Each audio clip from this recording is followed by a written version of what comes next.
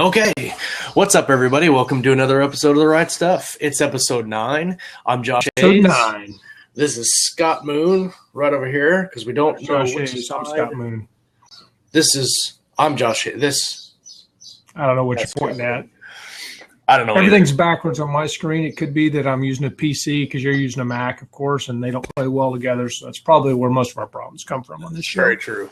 I'm sure that's it. Exactly. So it's episode 9. We're going to talk about narrative summary and exposition. That is and true. We got a very strict time window because I got children that are going to be standing at the school not getting picked up.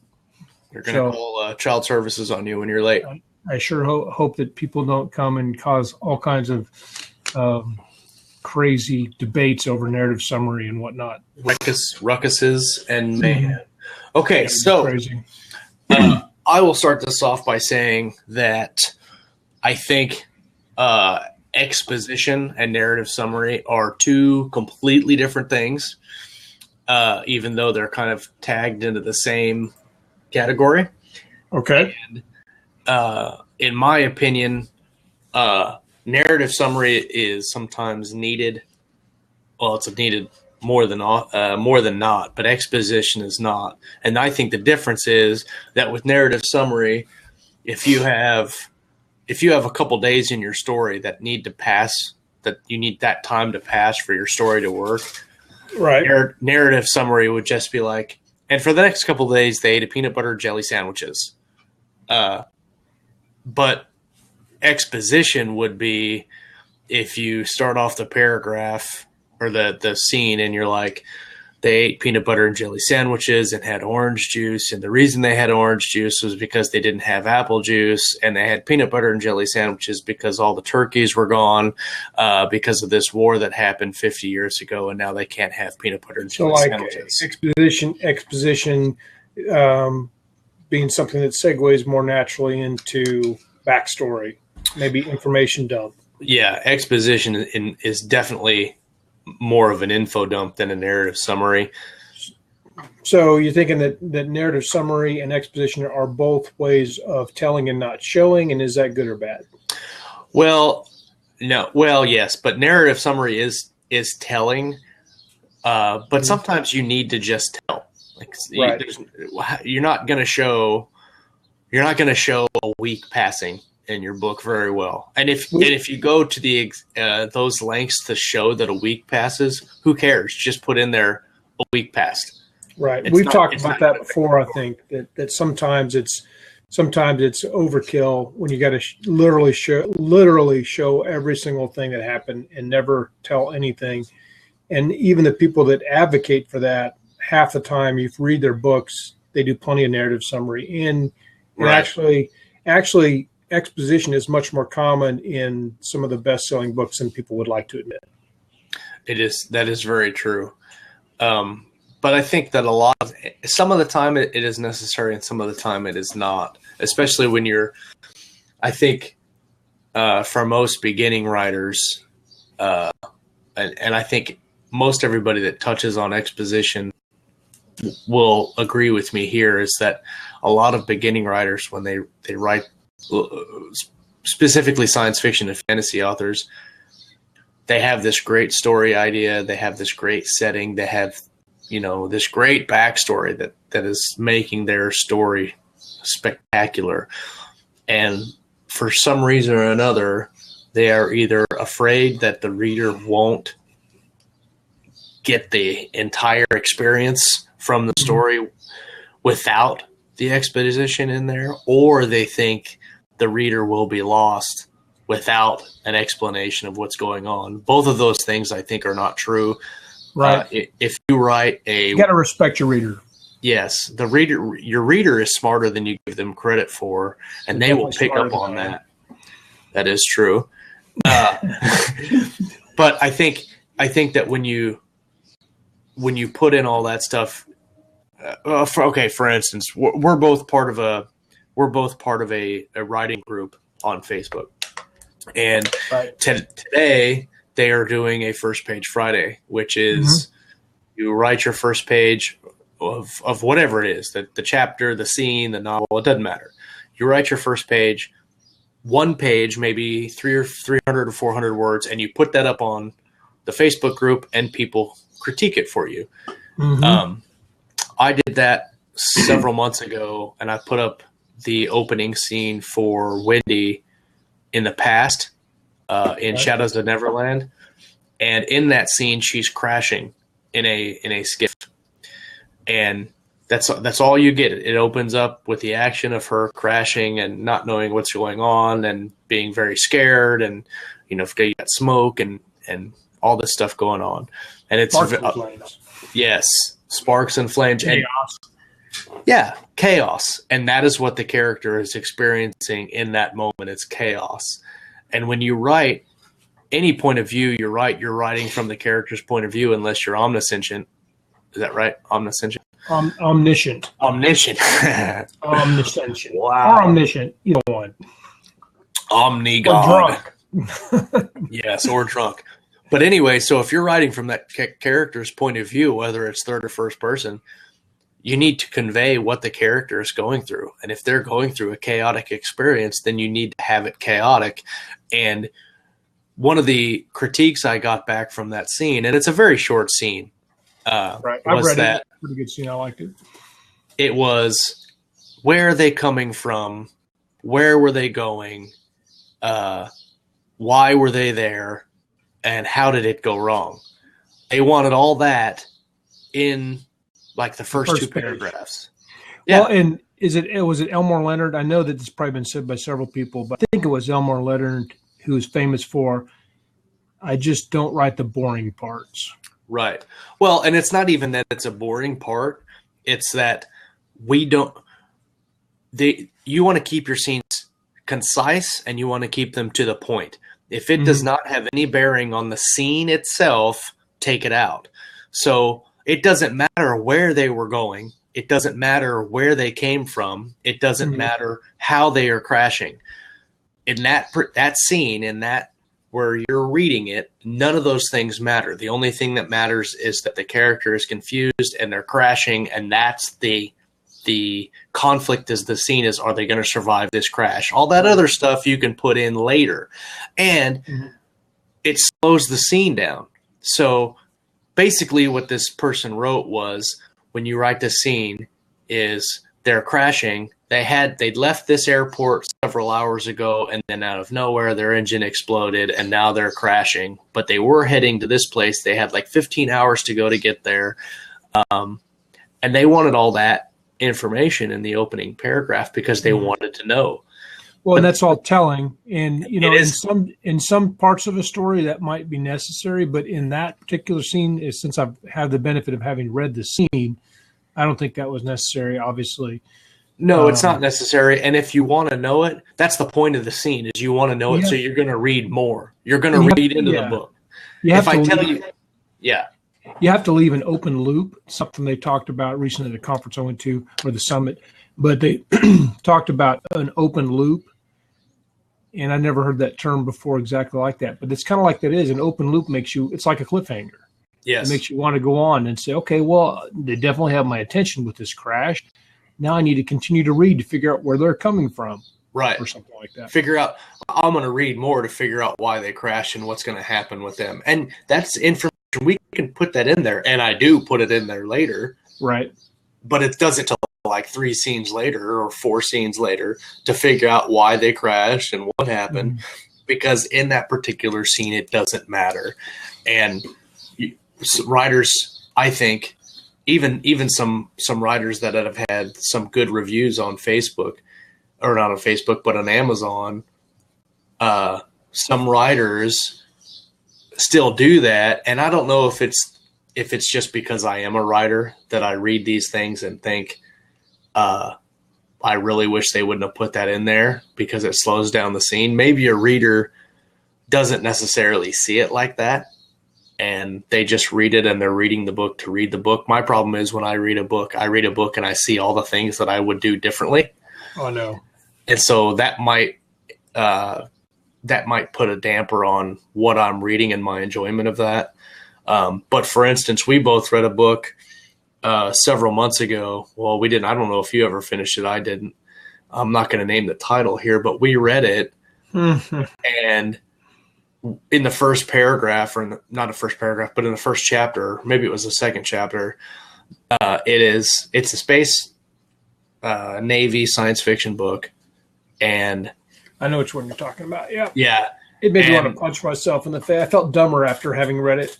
yeah. Well, the scene is basically this captain and this XO are talking, and they have some kind of an argument about something. And the captain says something to the effect of, "You know why. And the reason you know why is the history of the Navy. So tell me the history." Yeah. Tell me the history of the Navy. Like, yeah. And so then she goes on to tell him backstory and exposition. That they both know. That they both know this information. Right. There's no reason for them to ever talk about it. Yeah. It's totally the only reason understood. it's in there. The only reason it's in there is to disguise exposition as conversation, and it's I hate that. I'd rather you just done, but not like just that. Tell me the information. Just if you need some backstory, just tell it to me. Make it as interesting as possible in your exposition. Make it short, and just give me what I need and move on. And don't set up the 30-minute conversation where they're standing around talking at the water cooler about the history of the empire or what the fuck ever. Oop, right. Sorry. And bad. Oh, it's dude, whatever. It goes. It's like the butler and the maid. The maid and butler. Yeah, that you've told me before, where it's, as you know, the wife has been cheating on the master or something, and you're as like, you know, the master is away and the mistress is in the house with the butler or the whatever. Yeah. Don't disguise your exposition as narrative dialogue, because it's very obvious. If it needs to be in the book, find a place where you can slip it in there and it's not obvious and it's interesting. So just real quick, and then we'll go to you, in my example of book 3 of my Neverland series, where Wendy is coming from and why they were running, you learn that in the next scene and the scene after that. You learn why they were running. And it's a very quick, we needed to get away from such and such. And that will, then you're like, okay, now it makes sense why they were crashing. We get that now. But it's not, I don't spend, I spend barely a paragraph on that, because that, yes, it matters to the story, but it's not something that needs to be fleshed out completely for you to enjoy the story and understand what's happening. Yeah, I figured just tell me, we'll move on. I use exposition. I use narrative summary a little bit better since I read a book called Self-Editing for Fiction Writers. I think is where I picked it up by Renni and Browne. And it talked about the difference between the two. It talked about you need to write in immediate scenes as much as possible, but there's a time for a narrative summary. And the example I believe they give in that book is, if you're writing a book about a football team and their season, you're not going to describe every game they play. Right. You're just going to hit the highlights, and you can say, they won the last game or whatever, move on. Right. Same thing if you're crossing a big continent, Legolas and Gimli ran for 10 days across the steppes of whatever. Yeah. And it might be better in some cases. But I think that's, I don't think that's exposition. I think that's narrative summary. That's narrative summary, right. And so narrative summary is kind of like a jump cut in a movie. Yes. They can take being one scene and then boom, you're in the next scene. And there's not a bunch of junk in the middle. Yeah. Stuff. So for exposition, for me, what I use it for the most is descriptions. I like really visual descriptions, and I like movies with huge panoramic, vistas and stuff, and stuff. And so most of my exposition is going to be in some sort of description of the story world. And even then, you have to be careful not to go too far, because you can I like a description, like if I'm describing there's a place in my work in progress called the Red Plains of Sorrow. And basically I spent about a paragraph describing it as being this desert with super fine red sand that a battle tank will sink in, and a few things like that. And so that's like a paragraph long, and it gives you some visuals. It gives you a desert It gives you red sand. It gives you a visual of a battle tank, whatever you think a battle tank is. Right. And maybe I've described it at other points in the story, but I don't spend a ton of time. But so there's sort of some exposition describing that, and I'll move on. Or maybe a little exposition here and there describing a character. But I don't spend as much time maybe as I should describing characters. Sometimes I like it, but sometimes you can do a lot with a little bit. Yes. Well, I think description and narrative summary and exposition, I guess, could be rolled into one. And when you talk about sci-fi and fantasy books, you're going to obviously have more than a contemporary fiction book, because in contemporary fiction, you can say he walked into the subway and you know what a subway looks like. Right. But in science fiction, if you walk into a spaceport, maybe you need to describe that spaceport a little bit so the reader understands what you're looking at. And in fantasy, if you walk into a castle or you walk into, Winterfell's throne room in Game of Thrones, then you kind of want to understand what's going on in the throne room. This brings up a point that I realized in our last episode we recorded. We did not talk about Brandon Sanderson. Oh, hold on. We're gonna Brandon Sanderson right there. Now he is very interesting with his fantasy. Is his story worlds will be completely original, and like when I listen to the Way of Kings, and right now I'm listening to the Mistborn trilogy, is sometimes it wears me out because it's hard, because there's not a lot of obvious keys or everything's complete, like especially in the Way of Kings, the whole story, like when they're traveling across the plains, everything is rock, and the plants grow out of the rock and then they suck back into the rock when the storms hit, and the seasons change every week and a half. Like, wow, this is totally not. Whereas when you're reading George R.R. Martin, you feel like you're in medieval Europe or medieval England or something, and you can immediately know what everything looks like. If he says a hill, you know what a hill looks like. Whereas in Brandon Sanderson, you don't know what a hill looks like. You need to start from the beginning. Yeah, and I think what I like about Sanderson's writing is that he describes his scenes and his settings in such a way that you can see them, but he doesn't overdo it. And the same thing with Martin. He doesn't overdo his descriptions, except for the characters. I think sometimes he goes overboard on the characters because I forget, like, by the next page what they look like. The only reason I have some kind of image in my head about what they look like is because I watch the TV series, and so those are what I see in the characters when I read books. Most of my, and this is weird, but most of my visual descriptions of characters in Game of Thrones, when I'm listening to the audiobooks, because that's mostly what I do, comes from the names. And just the name is usually enough for me to have some kind of marker as to what that character looks like. Right. And maybe one or two things like that. Sanderson, he does a little bit more of describing stuff through dialogue. That'd be my only criticism. He does a lot of his information transfer in various types of dialogue, which sometimes is perfect, and sometimes I'm like, let's just kind of like what we were talking about before. Sometimes I want to just tell me and move on. Yeah, let's move along. And yeah, exactly. I think that one of the interesting things about A Song of Ice and Fire that I picked up on off of a YouTube video. Actually, there's a lot of YouTube videos out there that do, they break down the books, and they have like theories on characters and theories on just the setting. And I learned that the land, the planet in A Song of Ice and Fire doesn't have a moon.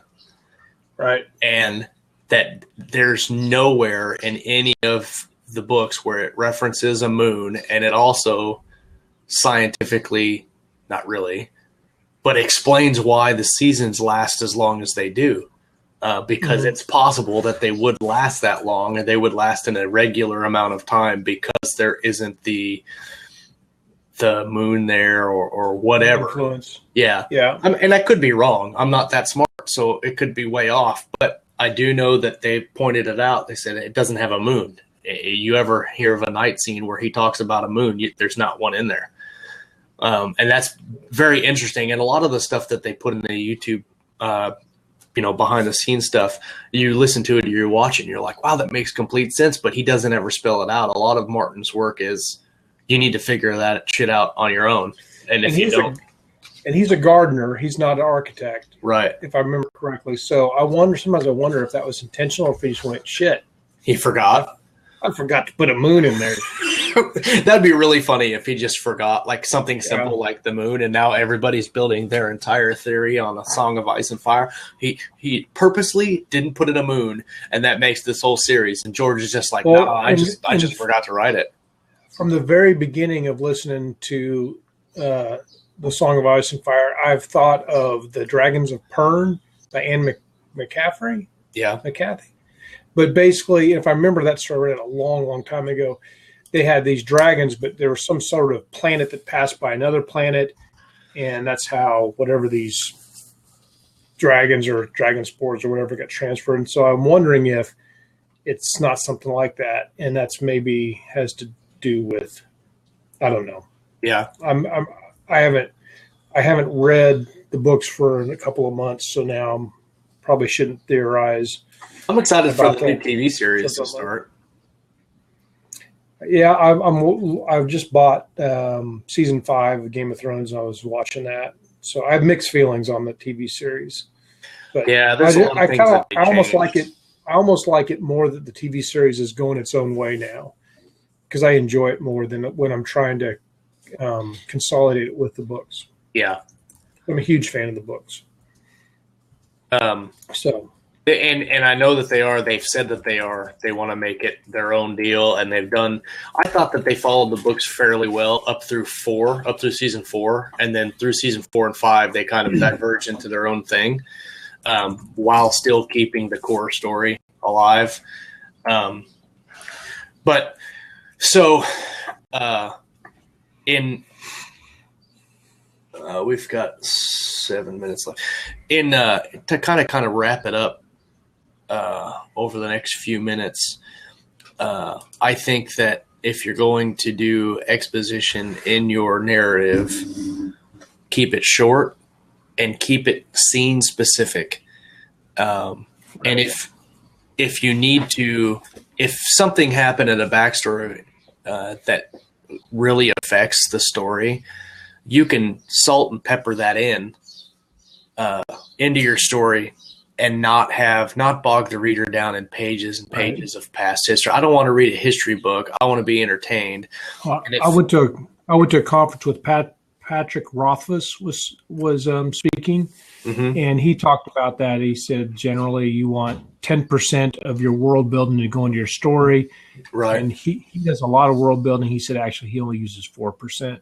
And I think sometimes people get carried away in the exposition because they want to put all their research or all their story building into the story. Because it must be in there or you won't get it. Right, 'cause it's probably awesome, but that doesn't mean it necessarily needs to be just go straight in the story. So that's one thing about that. That's a good point, because I mentioned I'm writing this short story for this anthology. And excuse me, right now I'm sitting at about 7,000 words in the short story, and I projected the story to total out at 7,500 words, complete narrative.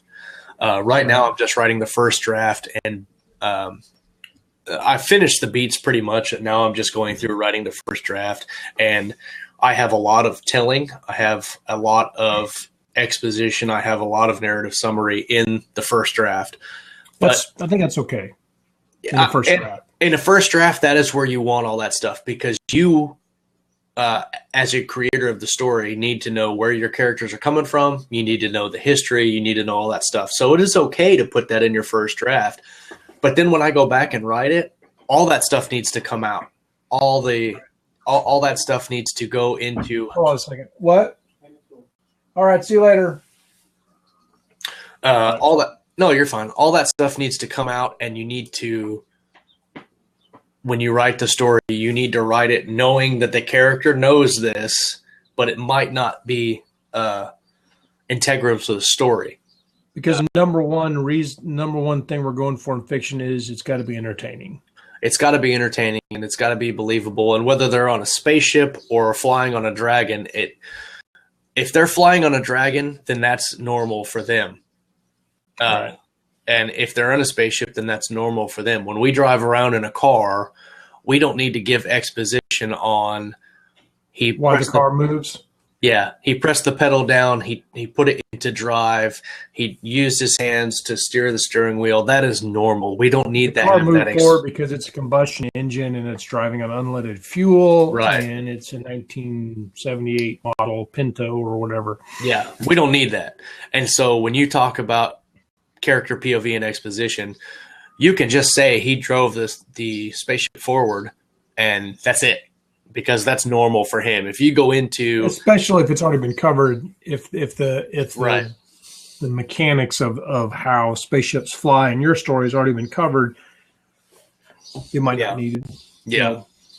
Well, do you want to start wrapping it up, and then we can go pick up the family units, the family and whatnot units. So yeah, more narrative summary. If you're going to put it in there, keep it short. Keep your exposition to a absolute minimum. Don't use dialogue to disguise your exposition. Yeah. Next week, don't try to be tricky. Don't try to trick your reader. Just entertain them and tell a good story. That's it. Absolutely. Tell a good story. We could just probably, all of our podcasts could just say, just tell a good story. Tell a good story. That should be our tagline for Right Stuff. Tell a good story. There you go. So next week, this is going to be our last The Right Stuff show episode for 2 weeks.